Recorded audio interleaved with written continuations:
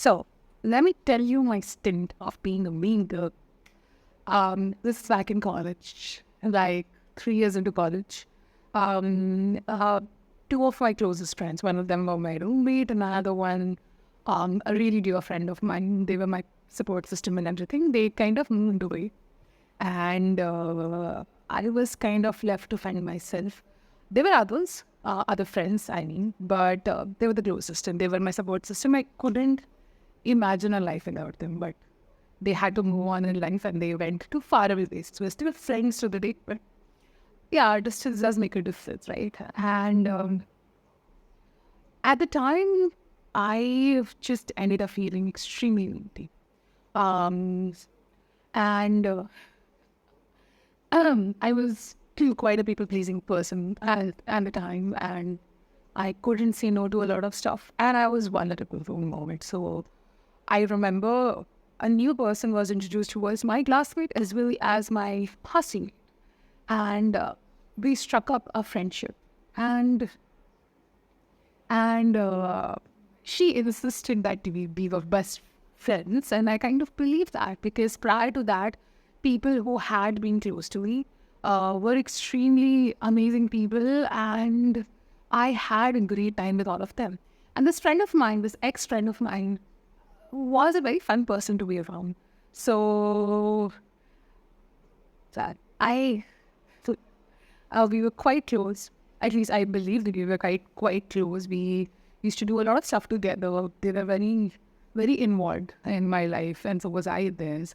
So it felt like a great friendship. But there were red flags from the get-go, and I didn't have the guts to address those, not to her, not to myself, not to I didn't have the guts to even admit it to myself that there are some really things that really prick me, things I'm not okay with.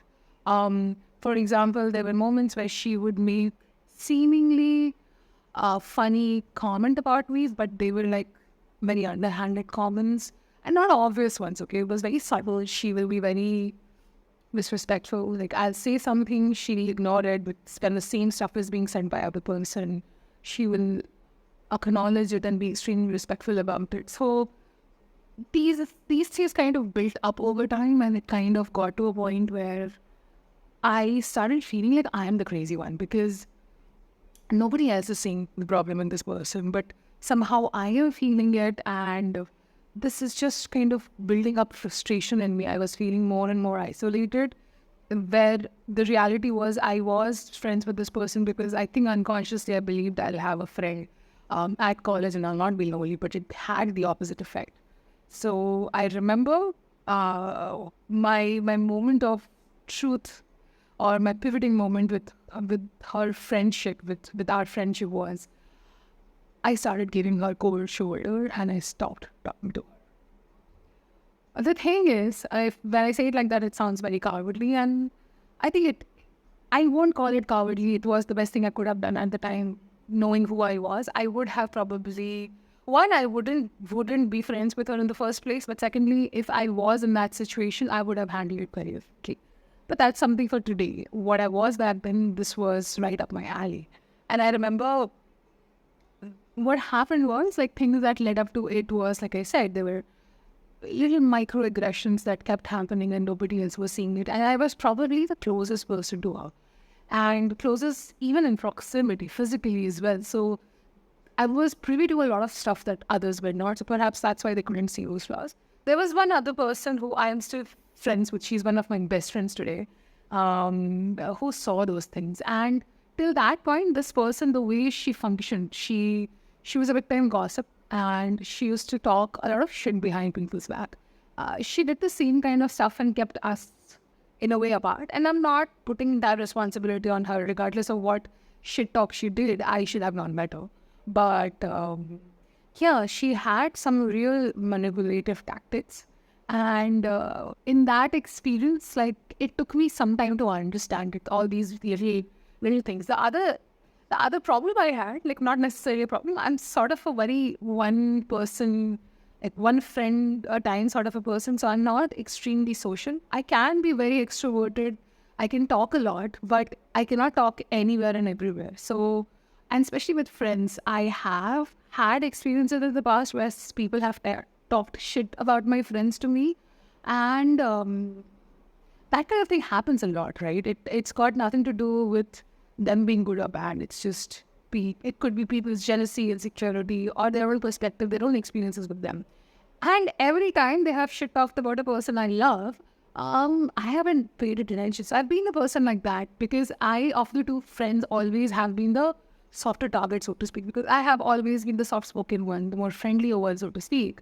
So they would approach me and talk shit about my friend, trying to sway me perhaps. I don't know, that's very condescending of them to believe they'll be able to sway my opinion. But whatever, even about this friend, few people talk shit, but I ignored it as I do. And then eventually it kind of led up to a frustration in me because microaggressions kept happening time after time. And I don't think she was doing it deliberately to get a reaction out of me. I think she just looked at me as a convenience and a very Regina George thing, like how she treated her to other pink plastics, I guess. So it was coming from a place of condescending thing. And I think she believed we're going to be temp friends. So it was very convenient for her to be very close friends with me because at the time I think one of the other reasons was because we were in the same year and because I was one of the, there were other groups of friends I had access to. She maybe wanted friends with me. My guess is that. I could be wrong about that, whatever it is. But yeah, that happened. And the only thing, like whatever she was, whatever kind of gossip she was, whatever it was, which I got to know later when I started talking to people, and all these other people were also somewhat like me, no walls. So the thing is, I took their stories with a pinch of salt, but when most people are talking like that, and I already had doubt, it was easy to believe them. Say even 50% of those stories were true, I realized I don't want this kind of manipulative friendship because it's okay to have a transactional friendship, I am not opposed to the idea. I don't go around expecting to have a deep connection with everyone. I have said multiple times on the channel itself that I want authentic relationships. That also include transactional friendship because that has an authenticity. Both the partners are aware of what is going on. It's just like casual relationship. If you and I are both on the same page, it's still authentic because we are staying true to the essence of that relationship. So I'm not opposed to transactional relationships. I don't mind it as long as we are both aware that this is what it is and we are going to give that kind of effort and that kind of respect as well. But I was treating it as a close friendship. She kept saying that I am a good friend, best friend of hers, but it didn't show up in her actions. Not really. And at that time, I didn't understand that action speaks louder than word, right? I heard the saying, but never understood. So I ignored it as I tended to do at the time. I used to give people n number of chances. It's like, okay, maybe I am wrong. I had a lot of self-doubt and self-esteem issues. I didn't trust my own judgment, so I kept with it. I ignored my instincts that were blaring at me to not be close friends with this person. I let her in my life, and eventually what happened was she swayed a lot of close friends of mine in her favor. And that was quite devastating to see that people are such, I don't know, easily swayed. They all accused me of being that person, but it was ironic that they also got swayed. Even if it was momentary, but for people to believe that I could be a bitch, and I was in some ways maybe sure, but I was never the kind of person who would not support a friend. But that was what it was. It taught me n number of lessons. And the funniest thing about that, I said initially that I became a mean girl because I started gossiping about people. Look, even before her, I used to gossip. But any interaction with friends or other people were not only gossip. Gossip was a little part of it. I used to vent a lot about all these other people. And that was okay, acceptable, because it was maybe like 10% of those talks. Just 90% we would talk about other stuff. Random stuff, meaningful stuff, shitty stuff, television, whatever.